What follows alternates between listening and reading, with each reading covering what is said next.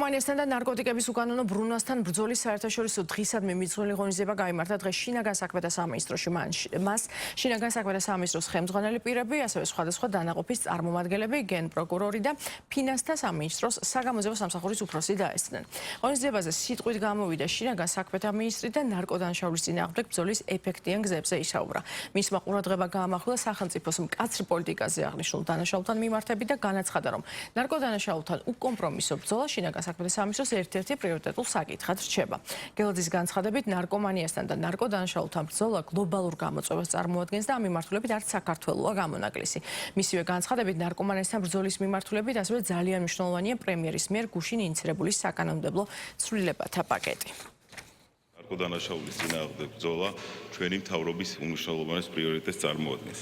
ამის დასტურია ბოლო პერიოდში საქართველოს პარლამენტის მიერ მიღებული საკანონმდებლო ცვლილებები, რომელმაც მნიშვნელოვნად გაამკაცრა საჭირო ნარკოტიკების რეალიზაციისთვის, შედეგად კი დანაშაულთან მებრძოლი დანაყოფების საქმიანობა გახდა უფრო ეფექტიანი ნარკოტიკების რეალიზაციის პრევენციისა და აღკვეთის პროცესში. შინაგან საქმეთა სამინისტროს სრული შემადგენლობით ინტენსიურად აგრძელებს ქვეყანაში ნარკოტიკების უკანონო ბრუნვისა და გავრცელების წინააღმდეგ უკომპრომისო ბრძოლას. ჩვენ ვართ მკაცრები და ვიქნებით და გავაგრძელებთ მკაცრ პოლიტიკას ნარკოტიკების წინააღმდეგ და ნარკორეალიზატორების წინააღმდეგ.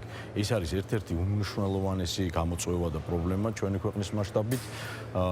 ყოველდღიურად ახალი ნარკოტიკი გვევლინება, ახალი ნარკოტიკების გავრცელების ახალი გზები გვევლინება და შინაგან საქმეთა სამინისტროსთან ერთად საქართველოს პროკურატურა გააგრძელებს მკაცრ ბრძოლას ნარკოტიკებისა და ნარკორეალიზატორების წინააღმდეგ. 79%-ით გაიზარდა სისხლის სამართლებრივ დანაშაულში მხილებული ნარკორეალიზატორთა რაოდენობა, ასევე 32%-ით გაიზარდა ნარკოტიკულ დანაშაულთა მიმართებაში მხილებული ბრალდებულების რაოდენობა. შინაგან საქმეთა სამინისტროს დანაყოფები 24 საათიან რეჟიმში აგრძელებენ ოპერატიულ და საგამოძიებო ღონისძიებებს